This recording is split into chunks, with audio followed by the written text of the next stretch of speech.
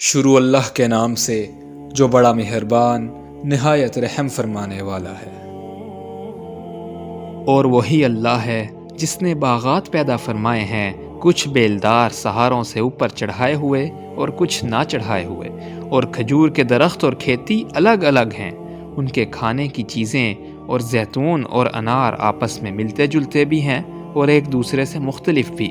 اس کے پھل میں سے کھاؤ جب وہ پھل لائے، اور اس کی کٹائی کے دن اس کا حق ادا کرو اور بیجا خرچ نہ کرو، بے شک وہ اللہ بیجا خرچ کرنے والوں کو پسند نہیں فرماتا۔ اور چوپایوں میں سے کچھ بوجھ اٹھانے والے ہیں اور کچھ زمین سے لگے ہوئے ہیں، اس میں سے کھاؤ جو اللہ نے تمہیں عطا فرمایا، اور شیطان کے نقش قدم کی پیروی نہ کرو، بے شک وہ تمہارا کھلا دشمن ہے۔ اللہ نے 8 قسم کے جوڑے پیدا فرمائے، 2 نر اور مادہ بھیڑ میں سے اور 2 بکری میں سے۔ آپ فرما دیجئے، کیا اس اللہ نے دونوں نر حرام کیے ہیں یا دونوں مادہ، یا اس بچے کو جس کو دونوں مادہ پیٹ میں لیے ہوئے ہیں؟ مجھے کسی علمی بنیاد پر بتاؤ اگر تم سچے ہو۔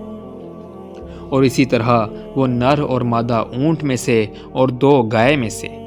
آپ فرما دیجئے، کیا اس اللہ نے دونوں نر حرام کیے یا دونوں مادہ، یا اس بچے کو جس کو دونوں مادہ پیٹ میں لیے ہوئے ہیں؟ کیا تم اس وقت موجود تھے جب اللہ نے تمہیں اس کا حکم دیا تھا؟ پس اس سے بڑا ظالم کون ہوگا جو اللہ پر جھوٹ باندھے تاکہ وہ جہالت سے لوگوں کو گمراہ کرے؟ بے شک اللہ ظالموں کو ہدایت نہیں دیتا۔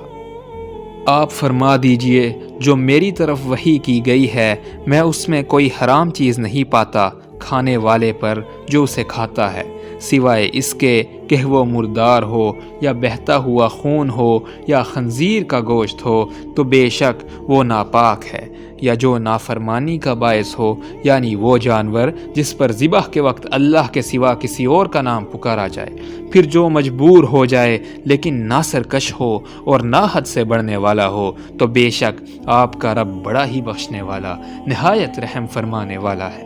اور ان لوگوں پر جو یہودی ہوئے، ہم نے ہر ناخن والا جانور حرام کر دیا تھا، اور گائے اور بکری میں سے ہم نے ان پر دونوں کی چربی حرام کر دی تھی، سوائے اس چربی کے جو ان دونوں کی پیٹھ میں ہو یا آنتوں میں لگی ہو یا جو ہڈی کے ساتھ ملی ہو۔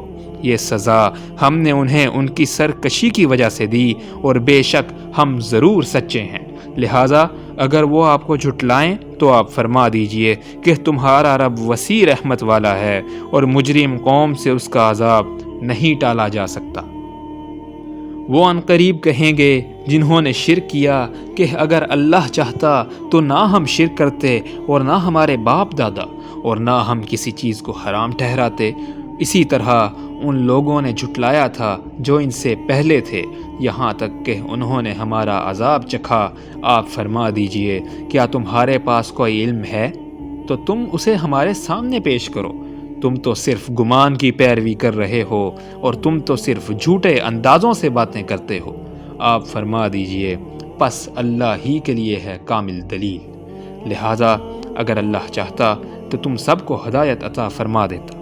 آپ فرما دیجئے، اپنے گواہوں کو لاؤ جو گواہی دیں کہ اللہ نے ان چیزوں کو حرام کیا ہے، پھر اگر وہ جھوٹی گواہی دے بھی دیں تو آپ ان کے ساتھ گواہی نہ دیجئے، اور ان کی خواہشات کی پیروی نہ کیجیے جنہوں نے ہماری آیات کو جھٹلایا، اور جو لوگ آخرت پر ایمان نہیں رکھتے اور وہ دوسروں کو اپنے رب کے برابر ٹھہراتے ہیں۔